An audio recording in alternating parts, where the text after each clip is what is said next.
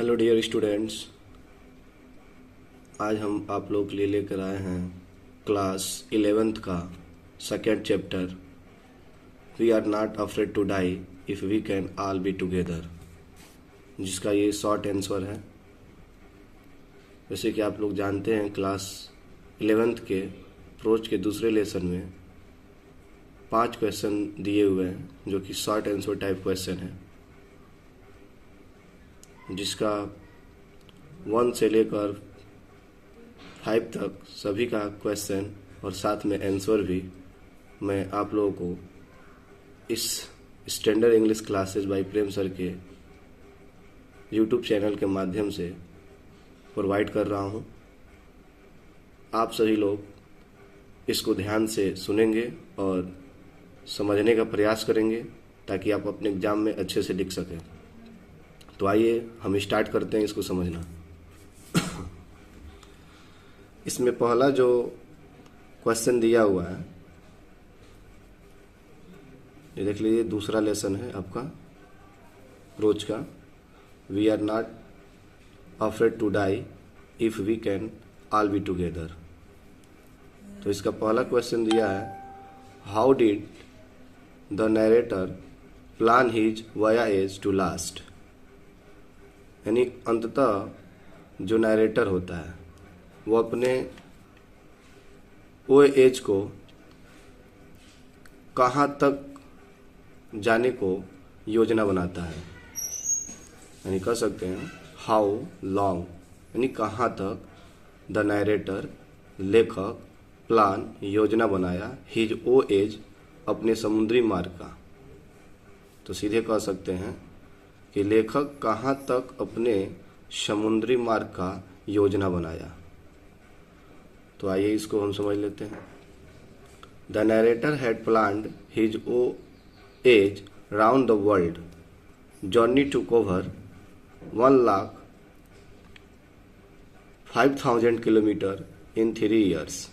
Means यहाँ कह रहा है कि जो नरेटर था, नरेटर यानी कथाकार या लेखक भी बोल सकते हैं, द नरेटर हैड प्लान्ड, कथाकार ने योजना बनाया, हिज वॉयेज अपने समुद्री मार्ग का, अराउंड द वर्ल्ड यानी वो विश्व का भ्रमण करना चाहा, जर्नी मतलब भ्रमण करना, to cover 1,05,000 kilometre in 3 years, और 3 सालों में वह 1,05,000 किलोमीटर की दूरी तय करना चाहा। तो सीधे कह सकते हैं नरेटर जो है वह विश्व का भ्रमण करना चाहा वॉयाज यानी समुद्री मार्ग से, और वह 1,05,000 किलोमीटर की यात्रा 3 वर्षों में करना चाहा। इस तरह से आप समझ सकते हैं। अब सेकेंड क्वेश्चन की ओर चलते हैं। सेकेंड क्वेश्चन को देखते हैं। कह रहा है, how did they celebrate the Christmas holiday. उन्होंने मतलब कौन? कथाकार। और आप जानते हैं कि इनके साथ इनके फैमिली भी लोग गए थे। जैसे इनकी पत्नी थी मैरी, इनकी एक बेटी थी जोनाथन, और शिव इनकी बेटी थी, जबकि जोनाथन इनका पुत्र था। तो ये पूरे परिवार के लोग समुद्री मार्ग के लिए निकले हुए थे, और साथ में इनके जो 2 नाविक भी थे, लैरी और हर्ब। तो यहाँ पे कह रहा हाउ डिड दे, उन्होंने कैसे मनाया, सेलिब्रेट मतलब मनाया, हाउ डिड दे सेलिब्रेट उन्होंने कैसे मनाया the Christmas holiday, means Christmas के छुट्टियों को। आप सभी लोग जानते हैं कि जब समुद्र में लहर आई थी, उस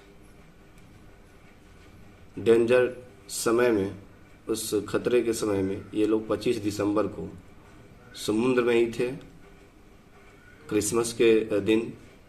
तो वही पूछ रहा है, इन्होंने अपने क्रिसमस के हॉलीडे को कैसे सेलिब्रेट किया, कैसे मनाया। तो आइए आंसर देख लेते हैं। दे celebrated Christmas with a Christmas tree. कह रहा है उन्होंने सेलिब्रेट किया, मनाया क्रिसमस को विथ अ क्रिसमस ट्री, एक क्रिसमस पेड़ के साथ। उन्होंने क्रिसमस को एक क्रिसमस के पेड़ के साथ मनाया। न्यू ईयर डेज, नए साल के दिन, नए साल के दिन। Saw no improvement, saw no improvement in the weather, नए साल के दिन मौसम में कोई बदलाव नहीं दिखा। बट, लेकिन फिर भी उन्होंने दे सेलिब्रेटेड, उन्होंने मनाया द डे मतलब उस दिन को, विद द होप दैट, इसी उम्मीद के साथ, इसी आशा के साथ, दैट कि the weather would soon change, कि मौसम जो है शीघ्र ही बदल जाएंगे। तो इस तरह से आपका दूसरा आंसर भी कंप्लीट हो गया।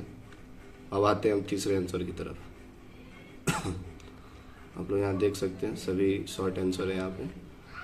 तीसरा आंसर है what sort of wave hit the wave, किस प्रकार के लहरों ने, किस प्रकार के लहरों ने नाव को टक्कर मारी। शिप मतलब जहाज, किस प्रकार के लहरों ने जहाज को टक्कर मारी। वो जिस जहाज में यात्रा कर रहे थे, किस प्रकार के लहरों ने क्या करा, जहाज को टक्कर मारी। तो देखिए, a vertical wave hit the ship, एक लंबवत लहर ने क्या किया, हिट द शिप, जहाज को टक्कर मारी। विच वॉज वेरी ह्यूज, जो लहरें थीं वो बहुत ही विशाल थीं। And 2 times the height of the other waves, और दूसरे लहरों की अपेक्षा दुगुनी थी। तीसरा कंप्लीट हुआ। अब चौथे की तरफ आते हैं। How did the Jonathan reach the desperate situation they found themselves in on 5th January. कह रहा है how did the Jonathan, how मीन्स किस प्रकार, लिटिल जोनाथन मतलब छोटा सा जोनाथन जो था, रिच मतलब पहुंचा, डिस्परेट मतलब निराशाजनक, सिचुएशन मतलब स्थिति में, दे फाउंड मतलब वे पाया, देमसेल्फ मतलब अपने आप को, इन ऑन 5th जनवरी मतलब 5 जनवरी को, अर्थात वह 5 जनवरी को अपने आप को किस प्रकार निराशाजनक स्थिति में पाया। तो आइए देख लेते हैं। थोड़ा लाइटिंग चमक रही है, लेकिन हम बोलने का प्रयास पूरा कर रहे हैं। आप सभी लोग सुनकर इसको राइट कर लेंगे। देखिए, हम लोग चौथा को समझ लेते हैं। Little Jonathan reach a different situation on 5th January in a story. यहाँ तक क्वेश्चन ही है कि लिटिल जोनाथन जो था 5 जनवरी को निराशाजनक स्थिति में पहुँच गया इन अ स्टोरी, इस कहानी में, वेयर, जहाँ ही आस्क्ड हिज फादर, जहाँ वो अपने पिता से पूछता है, if they are going to die, कि क्या वे मरने वाले हैं।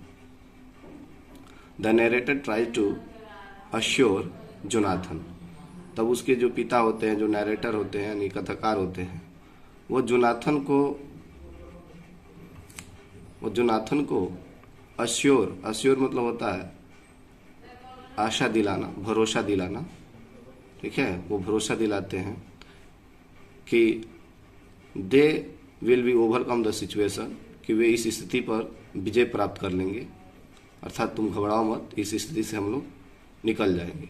जोनाथन देन, फिर जोनाथन ब्रेवली डिक्लेयर्ड, फिर जोनाथन बहुत ही बहादुरी से स्पष्ट करता है दैट कि he is not afraid of death, कि वह मृत्यु से नहीं डरता।